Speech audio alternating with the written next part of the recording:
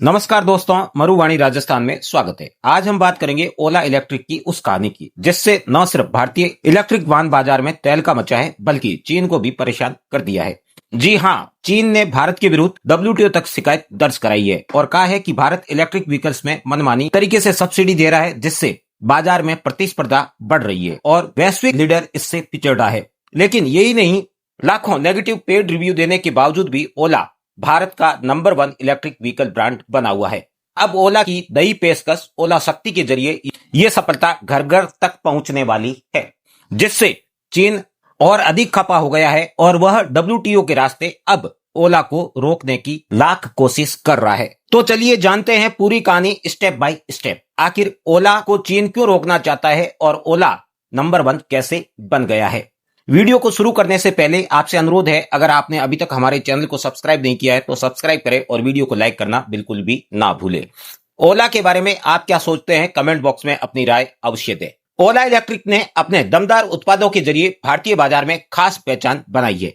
ओला के बढ़ते हुए बाजार को देखकर चीन समर्थक पहले से परेशान थे। हर रोज ओला के खिलाफ कुछ पोस्ट करते थे। अब चीन खुद ही परेशान होकर डब्ल्यूटीओ पहुंचा है, जो ओला के बढ़ते बाजार और दमदार पेशकश को दिखा रहा है। ओला के बाजार का विस्तार तेजी से हुआ है। 2022 में जब ओला ने शुरुआत की तब उसका मार्केट भारत में केवल 6% रहा, लेकिन 2023 में ओला का मार्केट शेयर बढ़कर 21% के आसपास पहुंच गया।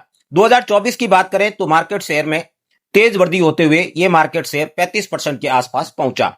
अगर 2025 की बात करें तो अब तक ओला का मार्केट शेयर 30% के आसपास है, जो प्रतिस्पर्धा में आती हुई नई कंपनियों को तेजी से पछाड़ रहा है। वहीं पहले से स्थापित कंपनियों को भी तेजी से पछाड़ दिया है।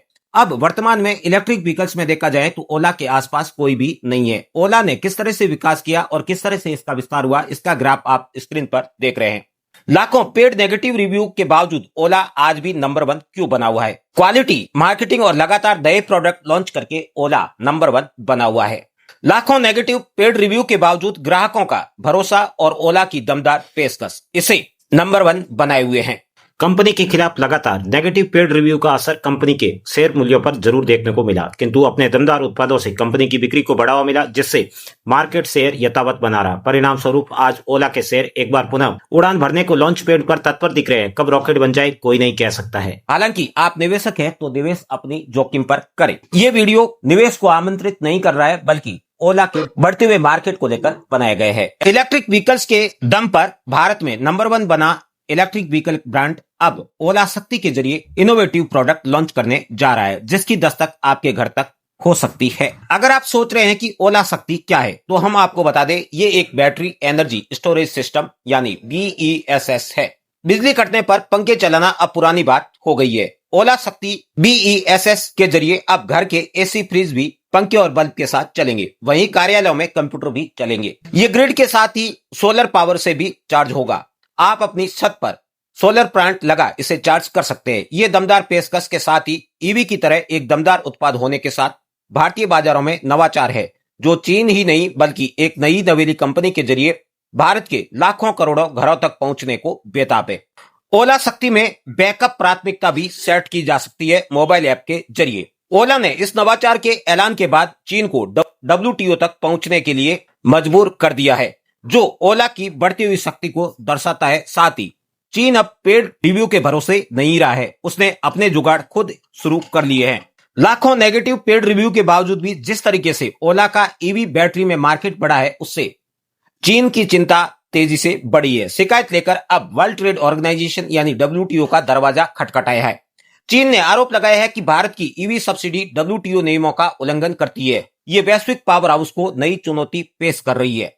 चीन ने डब्ल्यूटीओ को की गई शिकायत में लिखा है कि भारत इंपोर्ट सब्स्टिट्यूशन सब्सिडी के जरिए केवल घरेलू उत्पाद को फायदा पहुंचा रहा है। इससे वैश्विक लीडर को विपरीत असर हो रहा है। यहाँ चीन स्पष्ट रूप से कहना चाह रहा है कि जो देश कभी बल्ब तक नहीं बना पा रहा था, आज वो देश इलेक्ट्रॉनिक व्हीकल्स की बैटरी के साथ बैटरी एनर्जी स्टोरेज सिस्टम कैसे बना रहा है। ये चीन को हजम नहीं हो रहा है, जिसके कारण चीन ने डब्ल्यूटीओ का रुख किया है।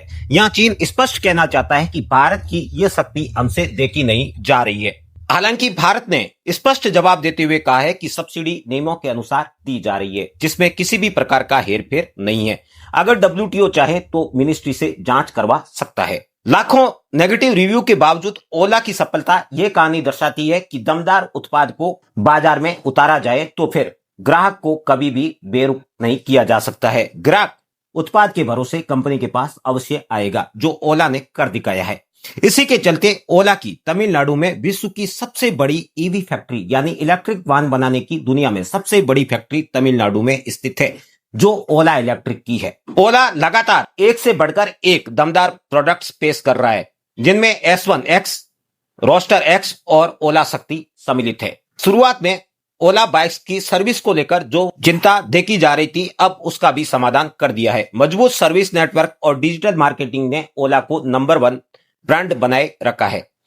इन कारणों से लाखों पेड नेगेटिव रिव्यू के बावजूद भी ब्रांड की लोकप्रियता और बिक्री लगातार बढ़ रही है। बिक्री के आंकड़े देखे जाएं तो 50,000 व्हीकल बेचने वाली कंपनी अब साल भर में मिलियंस प्रोडक्ट बेच रही है। लाखों नेगेटिव रिव्यू के बावजूद भी ओला नंबर 1 ब्रांड बन गया। ये इसकी सफलता की कहानी को दर्शाता है। आपको क्या लगता है? कमेंट बॉक्स में अपनी राय जरूर दें।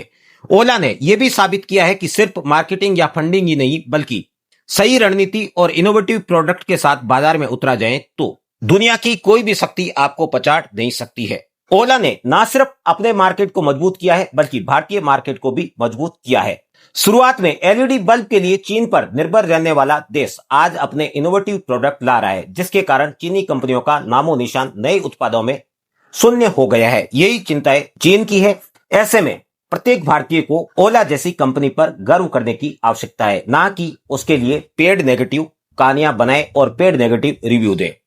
आप इस बारे में क्या सोचते हैं जरूर बताएं। फिर मिलते हैं एक नई और रोचक जानकारी के साथ। अगर आपको वीडियो अच्छा लगा तो हमें सब्सक्राइब करें और दोस्तों के साथ साझा करना बिल्कुल भी ना भूलें।